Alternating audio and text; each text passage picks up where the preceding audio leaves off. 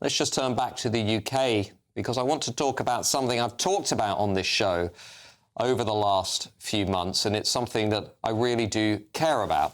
It's about how the British state is hiding information from you, the hard-working, law-abiding British taxpayer. In fact, it's worse than that. Politicians and the expert class accuse you of misinformation or disinformation while they deliberately conceal information from you, especially when it comes to things that they'd rather we not talk about, like how mass immigration is impacting our communities and our country. This is why I fully support a forthcoming attempt by Shadow Justice Secretary Robert Jenrick coming next week to make statistics on crimes committed by migrants available to the British people for the first time ever.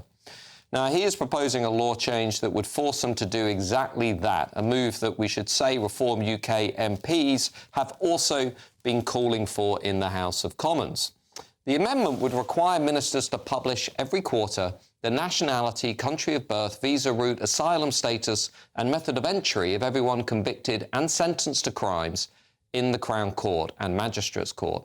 Similar transparency has already been introduced in several states in the United States of America and in Europe in countries like Denmark, with statistics in Denmark showing that crime rates of the worst offending migrant communities are 8 times higher than the native population. And it's a pretty consistent picture here too in the UK. In fact, it's now indisputable, thanks to a variety of freedom of information requests that have been submitted by independent campaigners, that many nationalities in the UK are significantly more likely to commit crime than British nationals. Now, look, you won't hear about this in Westminster, Oxford, Cambridge or Brighton, but for example, if you look at the years 2021 to 2023, Albanian migrants were almost 30 times more likely to commit crime than British nationals. Similarly, shocking figures were recorded for a wide range of nationalities. And when we zoom in on, for example, sexual offences, the statistics are truly shocking. Foreign nationals were responsible for up to a quarter of all sex crimes committed in Britain between 2021 and 2023, with drug offences also very high up on the list. Afghanistan topped the table of foreign nationalities committing sex offences in Britain. Afghans and Eritreans were around 20 times more likely than British nationals to commit those crimes, with people from Namibia and Chad not far behind.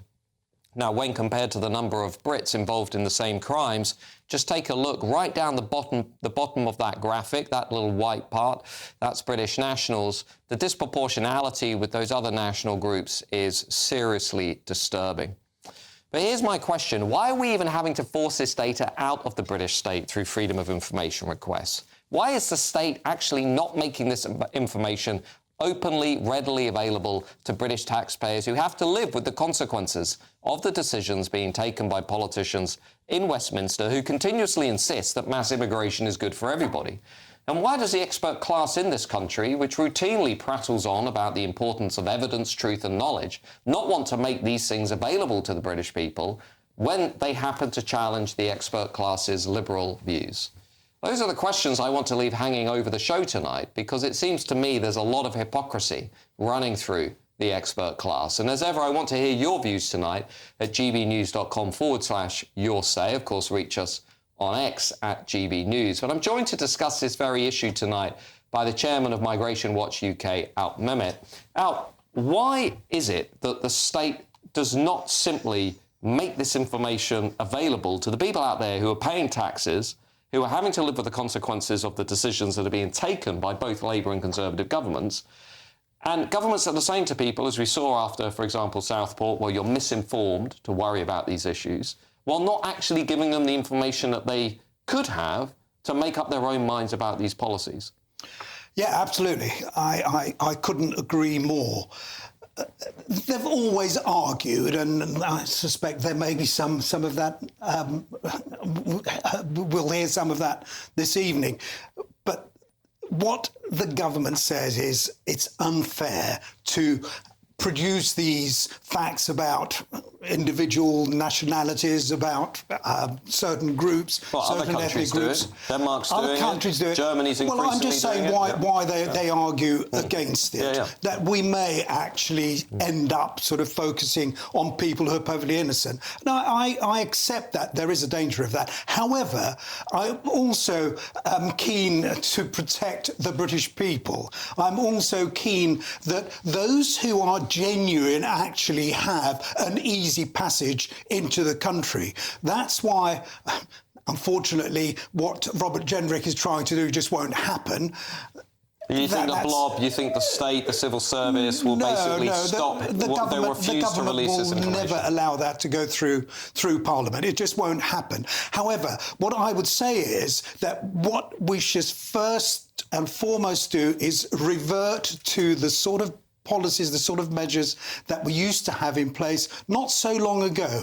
Anyone who comes here has to have a visa. The authority to enter, that must be vested in the immigration officer.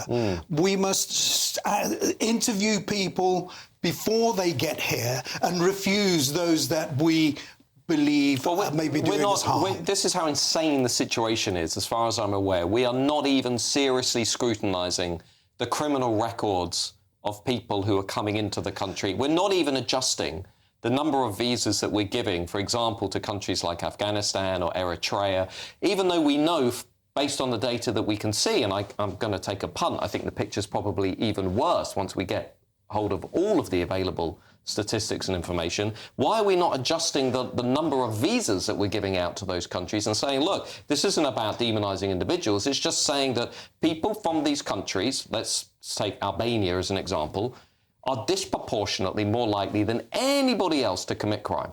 Yeah, I agree with all that, Matt. I mean, what I'm saying is that if you had officials who are interviewing those who want to come here, and it doesn't matter that we haven't got embassies in Eritrea or whatever, the fact is, there are a number of places where it wouldn't be realistic. Nevertheless, a lot of those coming from Afghanistan, they're not coming direct from Afghanistan, they're coming from other safe countries. What we should do is stop them at the border, have a very quick interview and establish that they're not asylum seekers, they're not genuinely coming here, and refuse them and send them back to the safe country they've come from. I have a quick question as well that maybe somebody can help me answer. Zoe Groneveld, Esther Kreku. When are we getting the BBC verified video on migration and crime? Because we get all of this talk endlessly about disinformation, misinformation, post-truth politics. Basically, views and attitudes that the elite class don't like are wrapped up as being misinformed people. But if the state was so confident about these decisions that it's making, it would just get all of the information out there. It would say, here you go. Here's the evidence, here's the stats. Well, look, I think data, the more data you have, the better, right? The more data for the police or social services or whatever, the better. But the problem is you need your data to be fully contextualised. And if you're just publishing the data of nationalities without contextualising it, so compare it to somebody... How do you contextualise the fact that Afghans are 20 times more likely to commit rape? OK, so if you have somebody who's come over from a war-torn country, what sort of support were they given when they arrived? What adverse childhood experiences might they have had? How long have they been in the UK? All these things can impact their propensity that's why people have a problem with it. We shouldn't have to tolerate any of it. And I think it's about making the state accountable. If you see that these certain nationalities commit certain crimes disproportionately, well, then what is the state doing about it? A quarter of our prison spaces right now, we talk about overcrowding, are full of foreign criminals. First thing, deport. If our prisons are overcrowding, we should never be looking to try and get petty thieves off the street. We should be saying who shouldn't be here, who shouldn't be taking up these resources. That's the first thing. Secondly, we should have a zero tolerance for any sort of foreigner committing any crimes. But because once you've whittled that down, then actually what you reveal to the British public is actually there are a lot of British nationals committing crimes that are also unpalatable. So for the grooming gangs, for example, a lot of them were British nationals. So it wouldn't just be like, oh, Pakistanis are committing that, because that's what the graph would have shown, but it's actually showing Afghans and Eritreans. It will make the British state accountable, and it would allow us to have an adult conversation. No one is saying that just because you're a foreigner, you're more likely to commit a crime, but it's about knowing your place and knowing what the British society should tolerate. We shouldn't tolerate any foreigners committing crime. We also have to take responsibility for our own nationals committing crimes. I completely agree with you, but there is this point about transparency and accountability, and the reason I keep going on about this issue, and viewers know this, is and I don't want to pick on you as a representative of the left, Zoe, but the left talks endlessly about transparency, trust the experts, don't be disinformed, don't be misinformed. But then they're concealing all of this data from people, which and this is what makes it worse.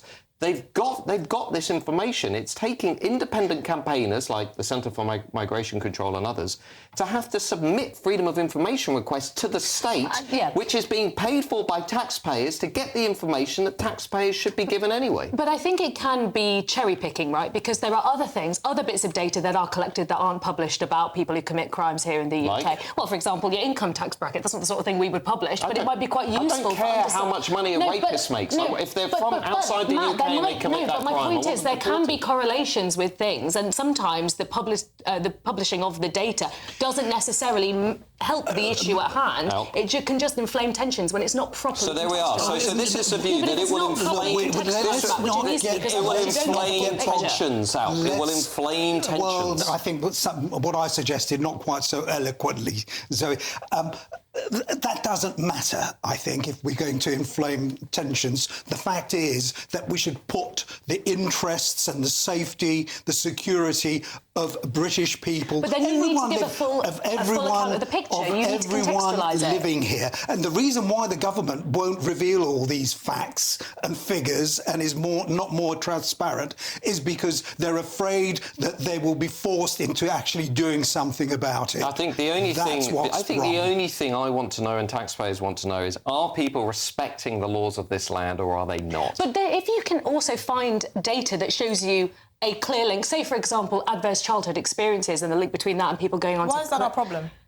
No, because it can help us fight, because it can help us prevent crime, which is surely the point here, right? It's not our responsibility to try and fight the crime for people that are in this country that are not British nationals committing crimes. The reason why I'm saying this is because imagine we've got these league tables of all the people committing crimes and all the individuals have been identified. They've committed the crime, they have been expelled from the country because they don't have a right to be here. Do you know what you happen? It'll be you have a league table saying who's committing the most rapes. Oh, it's British nationals. Then you can ask the state. We already know that's true. Hold on, what are you doing to hold these people to account? I don't really care where you're coming from. I care what the state is doing to hold people to account. That's my problem. Well, I'm not going to look at an Afghan and be like... The majority of criminals in this country are British-born, but that's because most people in this country are British-born. I agree, but I'm saying you can cherry-pick the data. Actually, we have a problem with people committing, for example, violent offences in this country. We have people with sexual misconduct, sexual offences in the country. Why aren't we focusing our attention on how we prevent those incidents from taking place because in the first place? We need to clear... I'm sorry. A quarter of all sexual offences in this country are committed by people from outside of the UK. All sexual offences are terrible. Shouldn't we want to stop all of them? Why are we focusing on a subset? The British state has a responsibility to the British people. In order to get to the root of the problem, you need to clear the field. Absolutely. There should be no conversation about